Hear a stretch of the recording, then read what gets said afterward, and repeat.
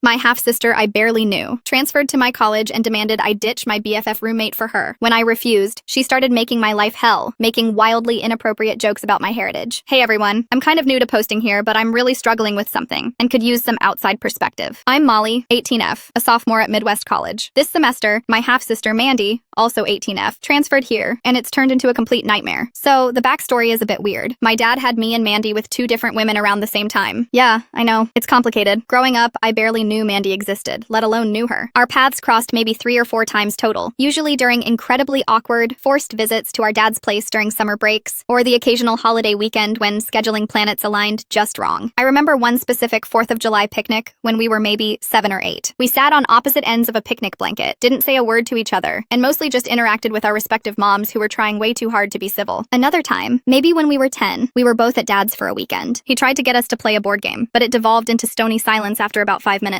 He mostly just seemed relieved when our moms picked us up. The last time I actually laid eyes on her before this whole college situation was probably in 7th grade. We were at dad's again, briefly. I remember thinking her clothes were kind of weird and she spent the whole time texting on a flip phone. We exchanged maybe 10 words total. She was just not really a factor in my life. A name associated with my dad's messy past, but not someone I considered family in any real sense. Fast forward to last fall, maybe October. I was deep into midterms, juggling classes, my part-time library job, and hanging out with my friends. My life here was good. I'd found my footing freshman year, made some really close friends like my roommate Sarah, got involved in the photography club, and generally felt like I was building my own independent life. Then out of the blue, I get a Facebook friend request and a message. It's Mandy. I honestly almost didn't recognize her profile picture. The message was surprisingly cheerful, saying she'd found me. How crazy is that? And oh, by the way, she got accepted as a transfer student to Midwest College and would be starting in the spring semester. My initial reaction was mixed. Surprise, mostly. A weird flicker of curiosity. Maybe a tiny bit of dread I didn't want to acknowledge. I mean, we share a father. Maybe this was a chance to, I don't know, connect? See if there was anything there? I definitely didn't feel any deep sisterly bond, but I figured, okay, she's coming here anyway. Might as well be civil. Maybe we could grab coffee sometimes, be friendly acquaintances. I messaged her back, something polite like, wow, small world. Congrats on transferring. Let me know when you get to campus. Maybe we can hang out sometime. That's when things immediately got weird. Her reply came back almost instantly. It wasn't just excitement about transferring. It was this intense, immediate assumption of closeness. She started talking about how great it would be, how we could finally really be sisters, how we could hang out all the time. And then the kicker, OMG, we should totally be roommates. It would be perfect. I blinked at my screen. Roommates? I already had a roommate, Sarah, who is one of my best friends. We'd signed our housing contract for the year back in the spring. I explained this to Mandy gently. Hey, that sounds fun, but I'm actually already living with my friend Sarah in the dorms. We signed up together last year. But hey, they have a specific wing in Pearson Hall just for transfer students. It's supposed to be really good for meeting people in the same boat. You should definitely check that out. She completely ignored the suggestion about the transfer wing. Her replies became insistent. Oh, come on, Molly. Just tell Sarah your plans changed. It's not a big deal. Family first, right? Imagine how much fun we'd have living together. We could decorate the room, stay up late talking. It would be like we grew up together. I tried explaining again that it wasn't that simple, that Sarah was my friend and I wouldn't just ditch her, and that housing contracts were binding. Mandy wouldn't let it go. She kept pushing, sending multiple messages a day, painting this picture of a perfect sisterly roommate experience, making me feel guilty for not immediately agreeing. It felt like she was trying to bulldoze her way into my life. It got so uncomfortable and annoying that I eventually just stopped responding to the messages about housing. I figured she'd get the hint and sign up for her own room. I tried to steer the conversation to other things, like what classes she was taking, but she'd always circle back to the roommate thing. It left a really bad taste in my mouth before she even arrived. So, winter break happened. I stayed on campus for most of it because I was taking an intensive 3-week marine biology course. Random, I know, but it fulfilled a science credit and looked interesting. It meant the campus was pretty dead, mostly just athletes training, international students, and a few people like me taking winter session classes. Mandy, it turned out, was arriving almost 2 weeks before the official spring semester start date for transfer student orientation. She messaged me saying she was coming early and wanted to hang out as soon as she got there. Again, I tried to be reasonable. Okay, cool. Orientation week can be pretty busy, and I'll still have my class finishing up, but maybe we can grab coffee or something when we both have a free moment. I envisioned maybe 1 or 2 casual meetups during that orientation period. Nope. The day she arrived, my phone started blowing up. She wanted to meet immediately. I was literally in my marine bio lab, dissecting a squid. Glamorous. I know. I texted back, sorry, in lab right now, can't talk. 5 minutes later, another text. Lab finished yet? Where can I meet you? I explained I had class until 4 p.m. Then she suggested meeting right after, but that was when her first orientation welcome session was scheduled. I told her she should definitely go to that, meet other transfer students, get important info. Her response? Orientation stuff is probably boring anyway. I'd rather hang out with my sister. This pattern continued all week. She'd text me during my class times, wanting to meet up. She'd text me during her scheduled orientation events, complaining they were lame and asking what I was doing. She seemed to have zero interest interest in actually participating in the orientation designed to help her acclimate and meet peers. It was like her entire focus was latching onto me. When I'd gently refuse, saying I was busy with class or homework, or that she should really attend her orientation sessions, she'd get genuinely upset. Not just disappointed, but huffy. Texts like, fine, or guess you're too busy for me, or why won't you just tell me exactly what you're doing that's so important? I found myself constantly justifying my schedule to someone I barely knew. It was exhausting. I kept telling her we'd have the whole semester, that we could hang out when things calmed down, but she just couldn't seem to accept that I had existing commitments and wasn't available 24/7 at her beck and call. I started dreading the notification sound from my phone. I remember sitting in the library trying to study for my marine bio final and getting 3 texts in a row from her asking if I could leave the library to come meet her at the student union because she was bored. I finally texted back, a bit more firmly, Mandy, I need to study for my final, and you have an orientation event about campus resources right now. We can try to connect later in the week when we're both actually free. She replied with a thumbs down emoji. That was it. The spring semester officially started last week, and it's only gotten worse. The clinginess is off the charts. She seems to think that because we share DNA, we should be instant best friends and spend all our free time together. If I mention I'm going to grab lunch with Sarah or heading to a photography club meeting, she either invites herself along or gets visibly pouty and demands to know why she can't come or why I didn't invite her first. She doesn't seem to grasp the concept of having separate friends or activities. She needs constant validation and explanation. If I say I can't hang out, I'm busy isn't enough. She needs to know exactly what I'm doing, who I'm with, and why it's more important than spending time with her. It feels like I'm being interrogated. I've started being vague, just saying stuff to do, but that seems to make her suspicious. Then came the half-sister incident. We were in the campus coffee shop, Common Grounds, grabbing coffee between classes. I ran into Liam, a guy from my psych class, and his friend. Liam knew I had a sister, but had never met her, because again, I barely knew her myself. So, I introduced her. Hey Liam, this is Mandy, my half-sister. Mandy, this is Liam. I said half-sister completely factually. It wasn't meant as an insult at all. Honestly, calling her my sister felt weirder, because it implies a closeness and shared history we just don't have. Given that many of my friends didn't even know of her existence until a few weeks ago, saying half-sister felt like the most accurate and least confusing way to explain the connection without launching into the whole complicated family history. Mandy lost her mind. Right there in the middle of Common Grounds during the busy 11 a.m. rush. Her face crumpled and she practically yelled, half-sister? Why would you say that? It sounds like you're calling me half a person. She was loud enough that people at nearby tables turned to look. I was mortified. Liam and his friend looked incredibly uncomfortable. I tried to quietly explain, Mandy, no, that's not what it means. It's just the term for. But she cut me off, tears welling up. It's degrading. Why can't you just call me your sister? Are you ashamed of me? She then turned dramatically and stormed out of the coffee shop, leaving me standing there beet red with Liam awkwardly saying,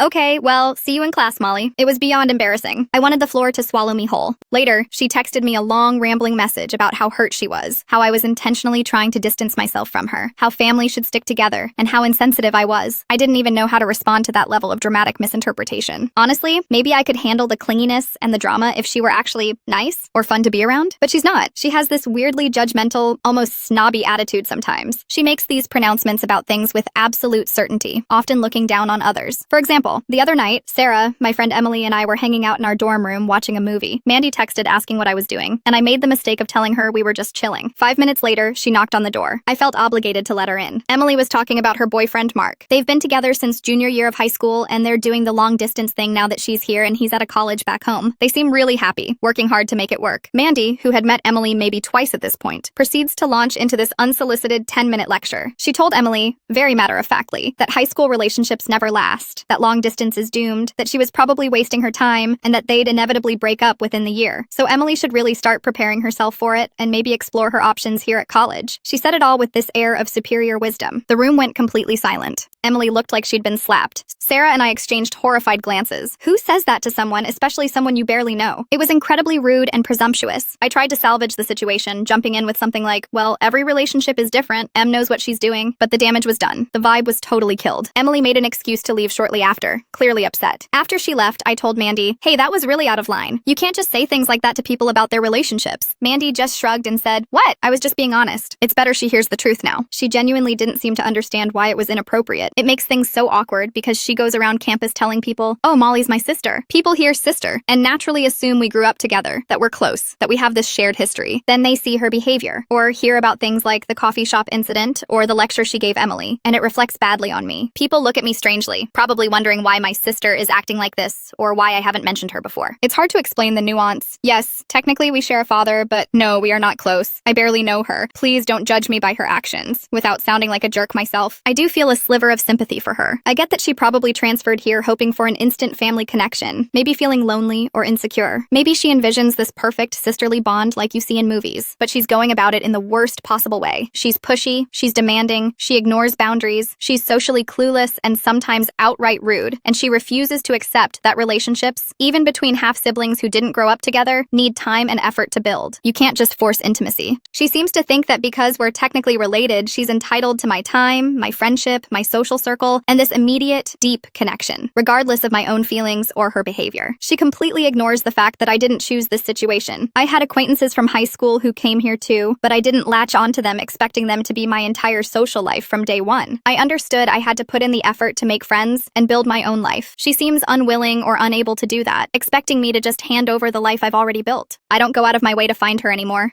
If I see her across the quad, I might give a quick wave and keep walking. But she actively seeks me out. She's not in any of my classes, thank God, but she has, on more than one occasion, just happened to show up in the dining hall right when I'm eating with Sarah, or lingered outside my English class waiting for me to come out. It feels like being stalked, almost. It's not even that I want nothing to do with her. If she could just dial it back, like 90%, be respectful, maybe try making some other friends, and approach getting to know me like you'd approach getting to know any new person. Maybe something could develop over time. But this intense, entitled, boundary-stomping behavior is pushing me away fast. She wants the benefits of a lifelong sisterly bond without putting in any of the work or showing any basic social grace or respect for my autonomy. I feel like I'm walking on eggshells, constantly trying to manage her expectations and reactions, and it's incredibly draining. It's starting to affect my friendships. Emily has definitely been avoiding me a bit since the boyfriend lecture. And my general peace of mind. I dread seeing her name pop up on my phone or running into her on campus. How do I handle this? How do I get her to back off and understand that this isn't working, without causing another massive public meltdown or completely destroying any chance, however slim, of maybe having some kind of civil relationship someday? I feel trapped. Update 1.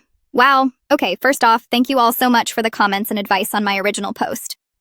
It was actually really validating to hear that I wasn't crazy for feeling overwhelmed and that her behavior wasn't normal or acceptable. Reading through your suggestions, the overwhelming consensus was that I needed to have a direct, honest conversation with Mandy about boundaries and expectations.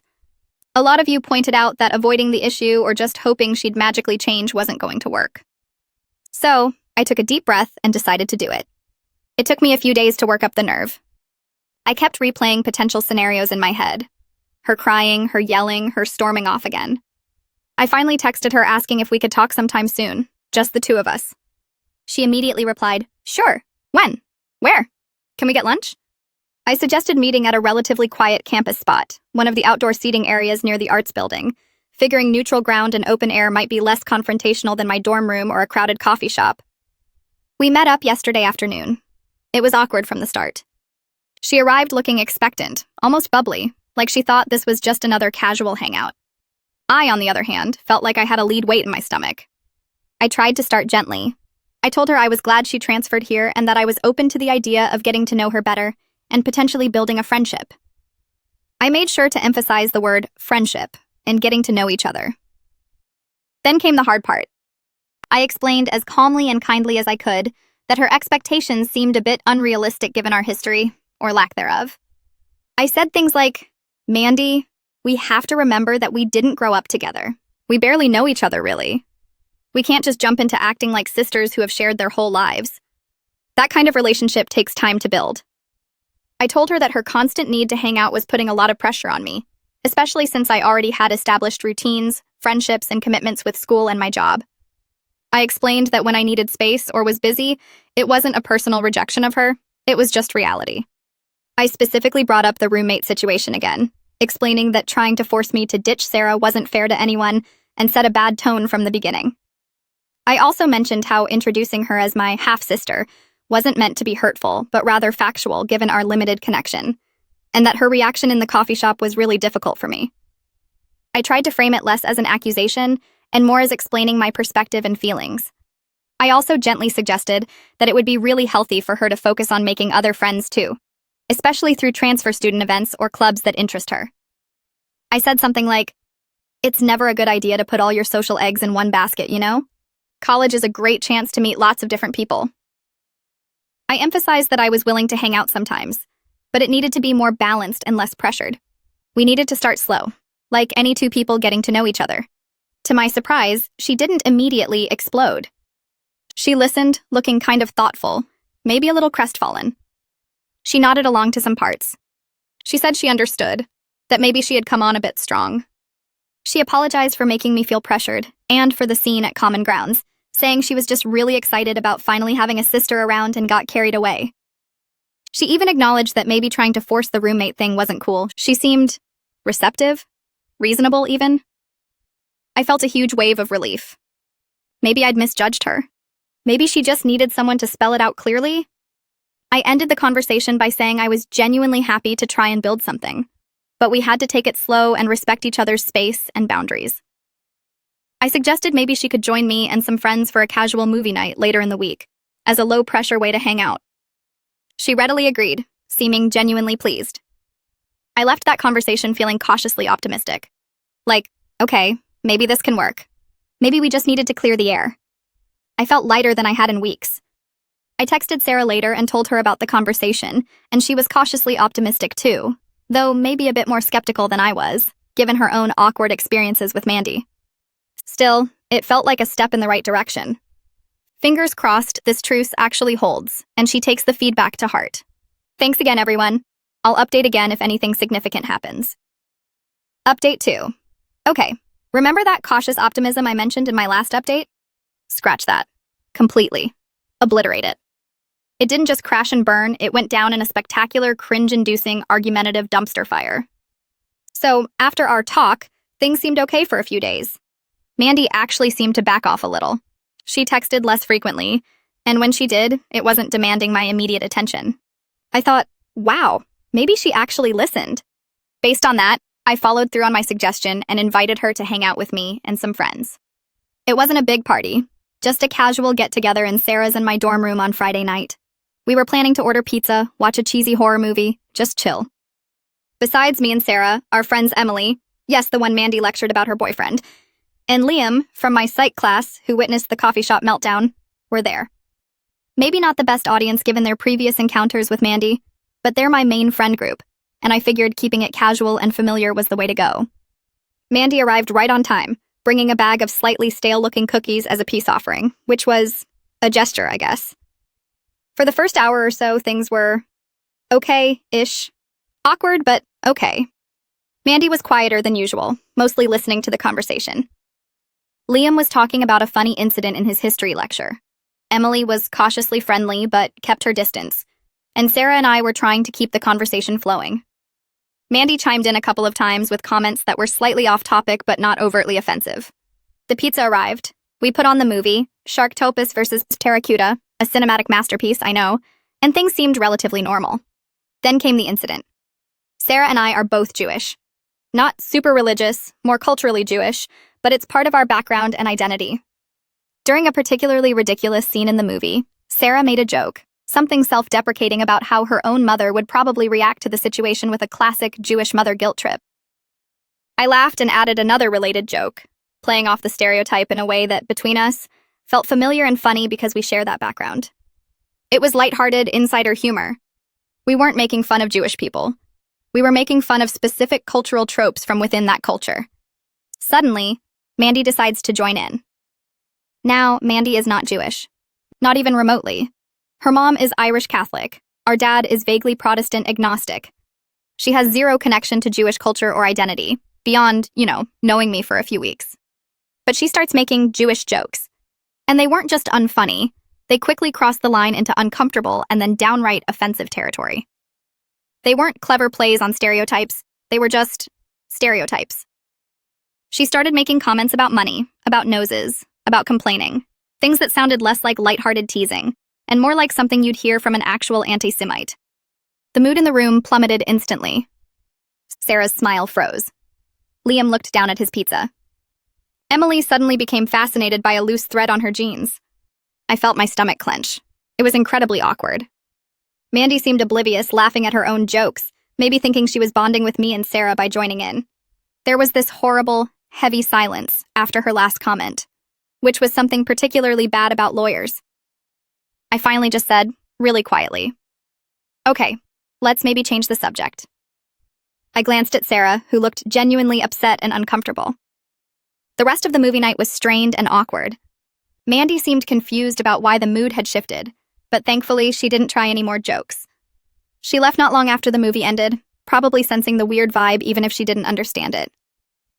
As soon as the door closed behind her, Sarah turned to me. "Molly, what the hell was that?" Emily and Liam both looked relieved she was gone, but also disturbed. Emily said, "Yeah, that was really uncomfortable." I felt awful, embarrassed that I'd subjected my friends to that, angry at Mandy for her cluelessness and insensitivity, and frustrated that my attempt to extend an olive branch had blown up so spectacularly. Sarah, to her credit, wasn't mad at me, but she was clearly offended by Mandy's comments. She said, "I don't know if she was trying to be funny or if she actually thinks those things, but either way, it was not okay." I knew I had to talk to Mandy about it. I couldn't just let it slide. This wasn't just about her being clingy anymore. This was about her being actively offensive. I waited until the next day, giving myself some time to cool off so I wouldn't just yell at her. I texted her and asked if she could meet me, saying I needed to talk about something from the movie night. We ended up meeting outside the student union. I started by saying, "Hey Mandy, I need to talk about the jokes you were making last night. The ones about Jewish people." She immediately got defensive. "What about them? We were all joking around." I tried to explain. "Okay, look. Sarah and I were making jokes based on our own shared background. It's different when someone from outside the group makes jokes like that, especially when they rely on negative stereotypes. Honestly, some of the things you said were really offensive, and they made both me and Sarah uncomfortable." I tried to keep my tone calm and explanatory, not accusatory. Her defensiveness ramped up. "Offensive? Why would you think I was serious? You know me. You know I wouldn't actually believe those things. I was just trying to join in the fun." And that's where it really broke down. I told her, "Mandy, that's the problem. I don't really know you. We've known each other for a few weeks as adults, and barely at all before that. I have no idea what you secretly think about Jewish people or any other group. That's why it's risky and usually inappropriate to make those kinds of jokes about a group you're not part of. People don't know if you're kidding or if you're actually prejudiced." She wasn't hearing it. She crossed her arms. "So what? I'm just not allowed to make jokes? Sarah can make them, but I can't? That's not fair." "It's not about allowed, Mandy," I said, my frustration rising. "It's about context and impact. And the impact last night was that you offended people because you don't understand the nuances. You have to be more careful." Then she dropped this gem. "Well, I should be allowed to make those jokes. I'm basically Jewish anyway because I'm your sister." I stared at her. I actually could not believe she said that. "No, Mandy," I said, my voice getting firmer. "You are absolutely not Jewish. Being my half-sister doesn't magically make you Jewish or give you a free pass to say offensive things. That's not how it works. What you said wasn't funny, it was rude and ignorant." She completely lost it then. Her face flushed red and her voice got loud, attracting attention from people nearby. Again. "See, this is exactly what I'm talking about. You're always trying to shut me out. First, you don't want to be roommates. Then you call me half-sister like I'm nothing. Now I'm not even allowed to joke around with you and your friends because I'm not Jewish enough for you. You're just looking for ways to exclude me." "I am not shutting you out of anything," I retorted, finally losing my patience. "You are literally not Jewish. That is a fact. It has nothing to do with me excluding you. This isn't even really about the jokes anymore, although they were bad. This is about you thinking that our shared father entitles you to some special status, like you can just bypass common decency and claim parts of my identity or my friendships because we're related. You didn't listen to me last week when I said we needed to build things slowly, and you didn't listen to me just now when I told you your words were offensive. You just steamroll ahead, expecting everything to revolve around you and your desire for instant sisterhood."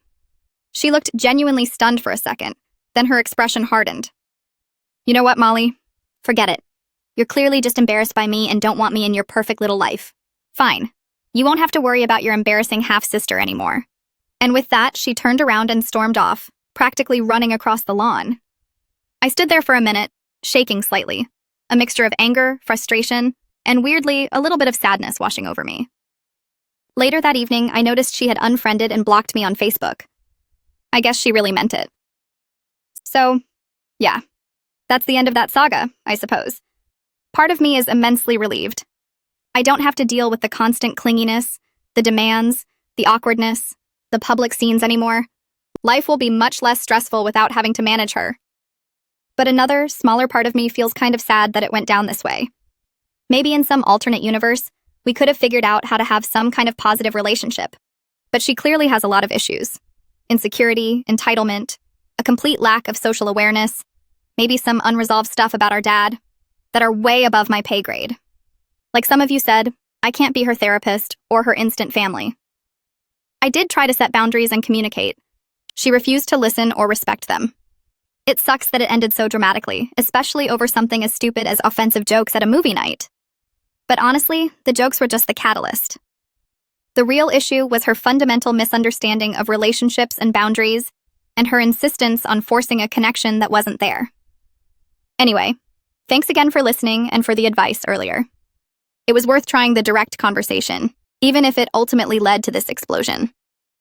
At least now I know I did what I could, and I can move on without feeling guilty. It's just a really weird and unfortunate situation all around.